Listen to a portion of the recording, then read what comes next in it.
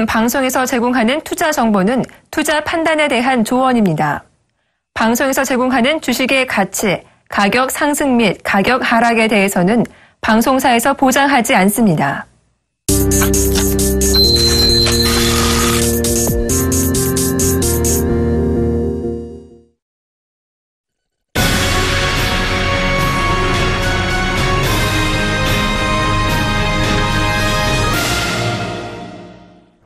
네, 보신 바대로 한은이 조금 전에 있었던 6월 금융통화위원회를 통해서 기준금리를 인하하기로 전격 결정했습니다.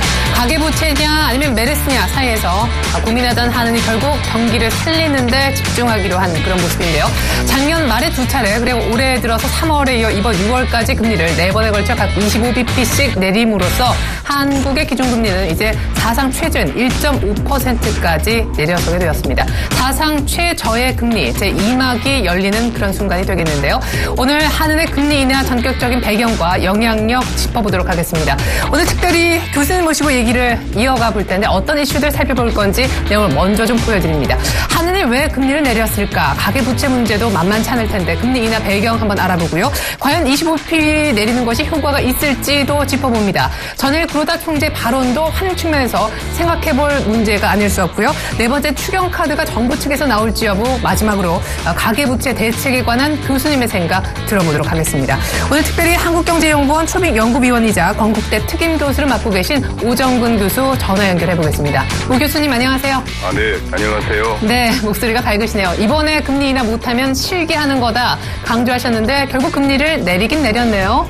네, 그렇습니다. 이번에 이제 한은도 이번에 정말 안 내리면 안 되는 상황이었기 때문에, 왜냐하면 성장률도 지금 현재 2%대 후반이 점쳐지고 있는 가운데 메르스 사태가 터져서 아마 금리 인하라든지 재정 확장을 하지 않으면은 그 2% 중초반까지 하락할 그런 상황까지 와 있기 때문에, 그리고 또 수출 증가율은 마이너스 10.9라서 우리나라 원화 가치가 고평가되어 있다. 이런 분석이 지배적이니까 이번에 한 금리를 내렸습니다.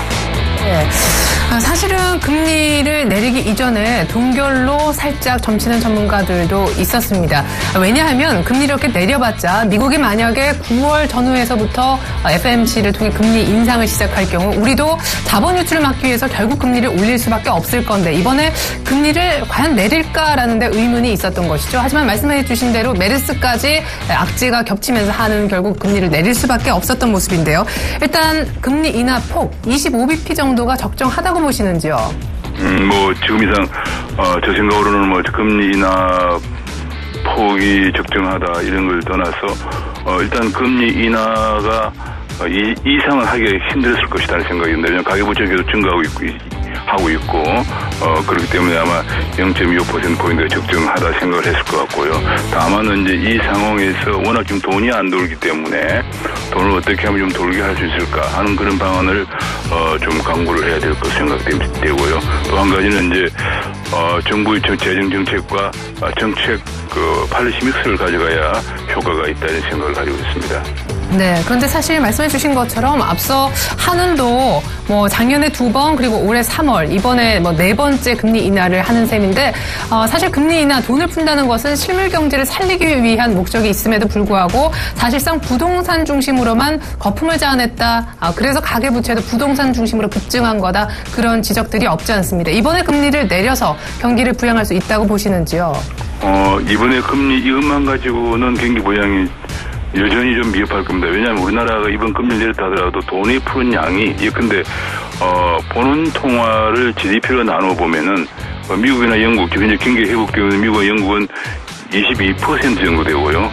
그 다음에 일본의 경우는 지금 현재 일본은 완전히 경기가 제격에 올랐었는데 52%까지 돈을 풀었어요. 근데 우리는 지금 현재 이번 금리 인하 전에 보는 통화의 GDP 대비율이 7.8%밖에 안 됩니다. 돈이 거의 안 풀린 거, 다른 나라에 비하면 너무 돈이 안 풀렸거든요. 그래서 경기가 안 살아나고 있고, 금리를 한 서너 차례 내렸다고 하지만 그 내리는 폭이 다른 나라에 비하면 너무 적기 때문에 원화 가치가 인하에 대해서 지난 2, 3년간 2010년 6월 이후에 약 한 69%나 절상이 되면서 수출이 완전히 죽을 속이 된 거거든요. 그래서 언제나 이제 글로벌 개방된 경제에서는 상대방을 보호하면서 정책을 해야 되는데 벌써 미국 금리가 올라갈 거니까 우리도 금리를 못 내린다 하는 얘기는 2013년부터 해왔어요.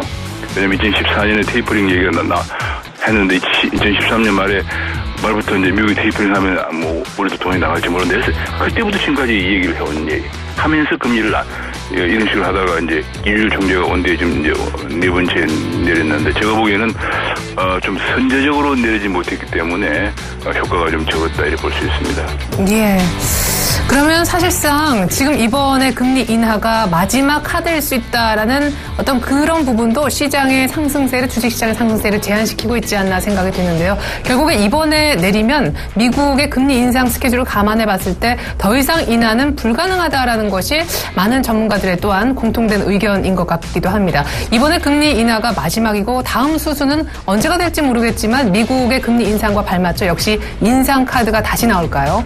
그렇습니다. 왜냐하면 미국 금리가 예를 들어 10월 정도 인상을 한다고 하면은 우리도 10월이나 11월 정도에는 금리를 올리지 않을 수가 없을 겁니다. 왜냐하면 우리가 가장 중요한 것이 항상 미국의 금리 인상 시기에 우리가 대두됐던 문제가 1997년이나 2008년도에 또 미국 금리를 올릴 때 했는데 올릴 때 대두됐던 문제가 돈이 나가면서 외화 유동성 확보이 문제였거든요. 그래서 돈이 갑자기 나가면 안 되기 때문에 우리도 금리를 올려야 되니까 아마 주식시장 같은 경우에는 그 전에 지금부터 아마 그 전에 금리를 올리기 한 8, 9월 그 전까지가 다소 변동성은 있겠지만 그래도 좀 기대해 볼 수 있는 상황이고 근데 뭐 지금 메르스 사태 때문에 지금 굉장히 힘든 상황인데 조금 상황이고 그다음에 이제 그기부터는 금리 인상의 여파를 좀 염두에 둬야 될 걸 생각이 됩니다. 예, 사실 정부 하는 쪽에서는 2분기까지 나오는 지표들의 분위기를 조금 보고 그다음에 금리를 결정하려고 했었었는데 의외로 메르스 사태가 터지면서 금리를 내릴 수밖에 없었던 것으로 보여집니다. 전일에 있었던 일본 중앙은행 총재, 우리로 치면 뭐 이주열 하는 총재에 해당하는 분인데요. 구로다 총재 발언이 지금 시장에 많은 주목도를 끌고 있습니다. 사실은 발언의 그 영향력으로만 보면 오늘 구로다 총재 입김이 조금 더 시장에 큰 영향을 미치고 있지 않나 싶은데 자동차주가 급등합니다. 엔저가 여기서 더 이상 지속되기 어렵다. 그런 발언을 했다고요. 어떻게 보셨어요? 그건 일종의 한 세 가지 포인트입니다. 하나는 이제 굉장히 전략적인 발언인데요. 그동안에 첫 번째로는 이번에 이제 1분기 성장률이 전기비 1.0, 연율로 3.9%가 나오고 물가 상승률도 2.3% 이 정도 기록을 하면서 상당한 자신감 갖게 됐어요.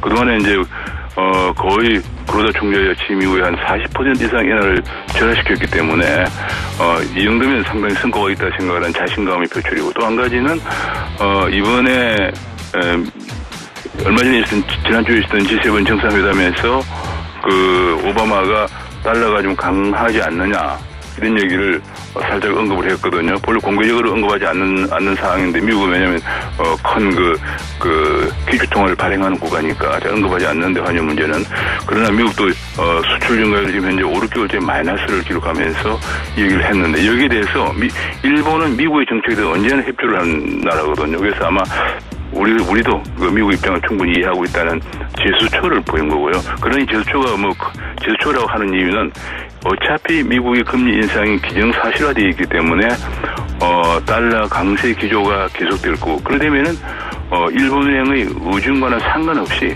앞으로 인하 약세가 계속될 것이다. 이런 것 때문에 일본은 일종의 좀 선심을 보이는 우리는 미국의 정책에 오바마 대통령의 의중을 잘 알고 있고 협조하고 있습니다는 그런 제스처를 보인 것으로 보여집니다. 예, 말씀해 주신 대로 다각적인 그런 카드였던 것으로 보여지는데 우리 시장에는 일단 엔저에 대한 그런 어떤 가속도가 좀 떨어질 것이다라는 분석이 나오면서 자동차주가 반등을 강하게 보여주고 있는데요. 일각의 전문가들은 이 구로다 총재 이런 발언이 주식시장 측면에서 엔저의 어떤 전망 측면에서 봤을 때 말씀해 주신 대로 방향성은 어차피 미국이 돈을 다시 이제 금리 정책을 정상화시킨다면은 엔저는 상대적으로 나타날 테지만 속도 조절을 좀 할 가능성이 있다 그런 분석이 있습니다. 교수님의 생각은 어떠세요? 그렇습니다. 그런 정도입니다. 현재 이제 125엔대 달러당 125엔대까지 갔다가 122엔으로 약간 이제 인하가 약간 강세를 보였거든요. 이제 하반기에 많은 전문가들이 135엔 정도까지 예상을 했었는데 여기서 조금 더 이제 절하폭이 좀 절하폭이 좀 적어지는 그런 정도의 속도 조절 정도고 현재 미국은 금리 인상을 할 수밖에 없는 왜냐하면 경제 성장률이 잠재 성장률 수준보다 높아져 있기 때문에 할 수밖에 없는 상황이고 일본은 좀 더 아직까지 물가 상승률이 2.3%라고 하지만 이거는 소비세 인상 여파도 있기 때문에 이걸 제외하면 아직까지도 일본 물가 상승률이 0% 되거든요. 그래서 아마도 좀 더 이제 이런 양적완 정책을 가져가니까 엔화 약세 기조는 속도 조절만 될 뿐이지 계속될 것으로 보여지고 일본은 그런 상황을 보면서 다소 여유를 가지고 대응하는 이런 모습을 보이고 있습니다. 네, 구로다 총재의 전략적인 발언에 일단 자동차주들은 올라오네요. 추경카드 얘기가 있습니다. 일단 한은 쪽에서도 금리를 내렸으니까 정부 쪽에서도 뭔가 보조적인 수단이 나와야 되지 않겠느냐 기대감이 있는데 그때 한번 추경도 패키지로 나와야 맞다고 하셨는데 역시 그런 의견 고수하시겠네요. 그렇습니다. 왜냐하면 지금 현재 거의 지금 메르스의 영향 거의 2.78% 정도 성장 예상되고 있는 속에서 메르스 여파가 이제 얼마 갈지 그 기간이 중요한데 예컨대 메르스가 한 2달 간다 그러면은 경제적 효과는 경제적 파장은 한 1, 2분기 간다고 봐야 되거든요. 그러면 2분기 정도 이번 2분기와 3분기 성장률이 당초 전망했던 0.89%대에서 한 3-4%포인트, 0.34%포인트 낮아진다고 하면은 연간 성장률이 2% 초중반대로 떨어지기 때문에 이거를 회복시키려면 금리 하나만 갖고는 안 되고 지금 이제 엄청나게 위축되어 있는 1년 내내 위축되어 있다가 4월 들에 조금 회복되던 소비 심리가 다시 위축되어 있거든요. 그런 소비 심리, 그다음에 위축되어 있는 기업 투자 심리 이거를 회복시키려면은 그야말로 정부에서 이거를 반등시킬 수 있는 마중물 효과를 자극할 수 있는 그런 정책이 나와야 하기 때문에 확장적 재정 정책과 확장적 통화 정책이 정책 혼합을 가져가야 이 난국을 극복할 수 있다 생각하고 있습니다. 네, 갑자기 메르스 포비아에 지금 걸려 있는데 일단 한은에서는 할 수 있는 카드를 다 내어놓은 상태입니다. 정부의 추경 언제쯤 편성이 될고 또 얼마만큼 편성이 될지 이것 또한 기대를 해보겠습니다. 오늘 한국은행의 전격적인 금리 인하 미친 영향력 배경까지 분석을 들어봤습니다. 우정근 교수님 감사합니다. 네.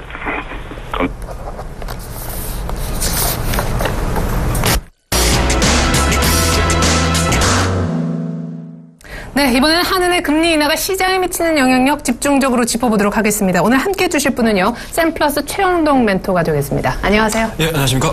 네, 솔직히 말해서 금리 인하를 했다는 소식을 모르고 시장을 본다면 금리 인하가 되었을지 알기가 참 어려울 정도로 시장은 2060선입니다.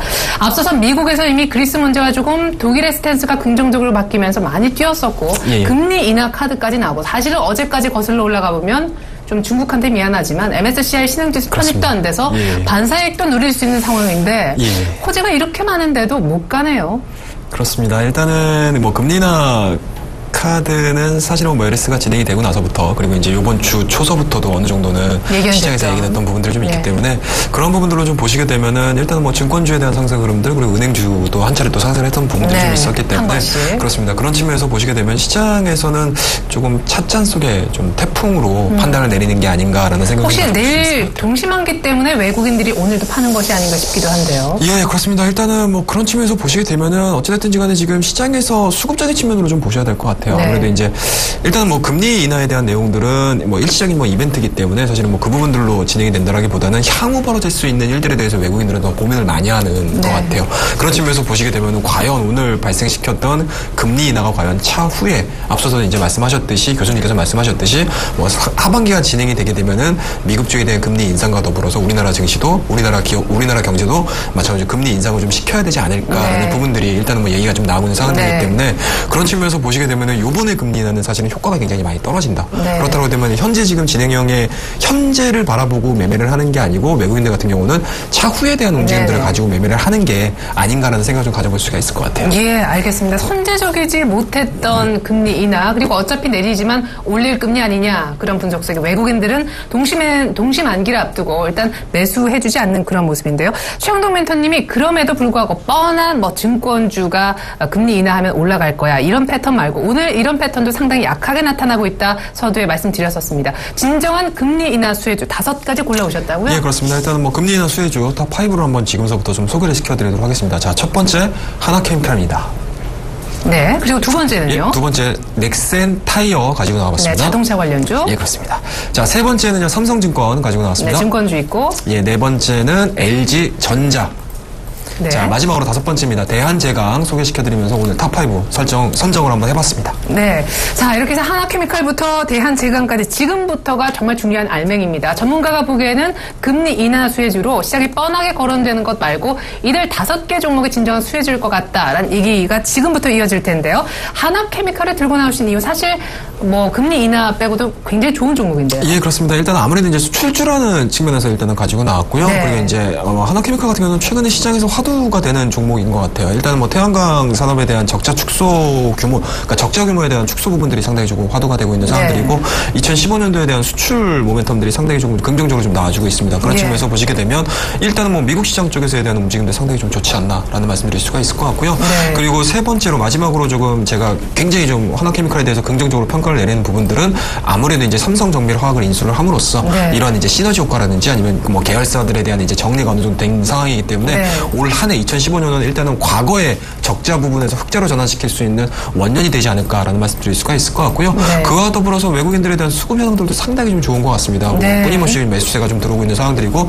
차트적인 움직임들도 마찬가지로 5일선을 기점으로 해가지고 꾸준하게 좀 진행이 되고 있는 상황들이기 때문에 수급적인 부분들 그리고 이제 환율에 대한 움직임들 그리고 이제 원자재 가격에 대한 상승 흐름들로 같이 삼박자가 좀 어우러지는 종목이지 않을까 말씀 좀 드리도록 하겠습니다. 네, 하나케미칼 기본적으로 수출주인데 수급도 좋고 계열사 인수도 긍정적으로 보셨습니다. 가격대 살짝 잡아주시겠어요? 예, 일단은 뭐 가격대는 뭐 5일선 이탈하지 않는다라고 하게 되면 꾸준하게 뭐 매매를 좀 해야 되지 않을까라는 말씀 드릴 수가 있을 것 같고요. 그런 측면에서 보시게 되면 일단은 5월달 말을 기점으로 해가지고 사이드로 좀 기는 모습들 박스권을 만들어주면서 뭐 최근 들어서 다시 한번 급등하는 흐름들을 좀 보여주고 있습니다. 물론 이제 오늘 같은 경우는 음봉을 좀 보여주고는 있지만 네. 여전히 외국인들에 대한 선호 현상들이 좀 진행이 되고 있는 상황들이기 때문에 뭐 24,400원에서 500원 정도 쉽게 말씀드려서 오늘자에 보여주고 있는 변동성 안에서는 매매를 해보셔도 좋지 않을까라는 말씀드릴 수가 있을 것 같고요.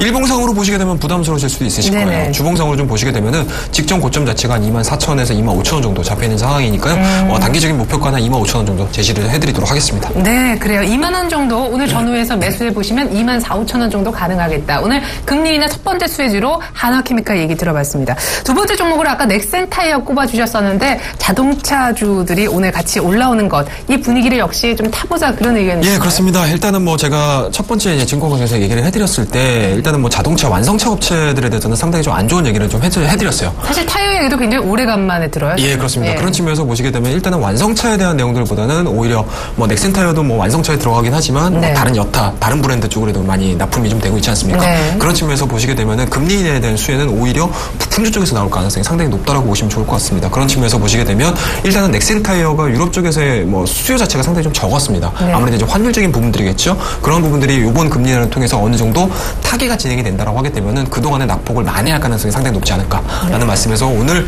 넥센 타이어 두 번째로 한번 가지고 나와봤습니다. 근데 오늘 의외로 자동차, 완성차 중심으로 많이 올라오는 것에 반해서 예. 많이 올라오지는 못하네요. 예, 그렇습니다. 그런 측면에서 보시게 되면 일단은 외국인들, 뭐 기관 쪽에 대한 수급 현황들이 대형주 쪽에 포지션이 맞춰졌다라고 하게 되면 네네. 그 다음 타순으로는 부품주 쪽의 시각이 좀 그러니까 쉽게 얘기해서 로테이션이 진행이 될 가능성이 상당히 높다라고 보시면 좋을 것 같으니까요. 뭐 오늘 1.26% 너무 약한데라고 생각을 하시더라도 네네. 오히려 내일이라든지 내일 모레 쪽에서는 시각 자체가 확 바뀔 가능성이 좀 있기 때문에 바닥권에서 움직이는 종목군을 한번 잘 관심을 좀 가져보자라는 의견에서 오늘 넥센 타이어 한번 가지고 나와봤습니다. 네, 환율의 움직임이 최근 자동차 쪽에 약간은 우호적으로 덜 비우호적으로 움직이는 그런 분위기 속에서 넥센 타이어 주목하지 하셨는데 최근 들어 외국인들은 계속 샀고요. 기관이 어제 첫 입질이 들어온 상황입니다. 넥센 타이어 두 번째 금리 인하 수혜주로 얘기 들어봤습니다. 세 번째는 드디어 증권주 얘기를 좀 예, 해볼 그렇습니다. 텐데요. 뭐 증권주 얘기 안 하고 넘어갈 수 없을 것 같아요. 오늘 오르기는 올라요. 많이 못 올라서 그렇습니다. 그렇지. 예. 일단은 뭐 현 시간으로는 뭐 제로 포인트로 진행이 되고 있는 상황들이고요. 네네. 뭐 그런 측면에서 보시게 되면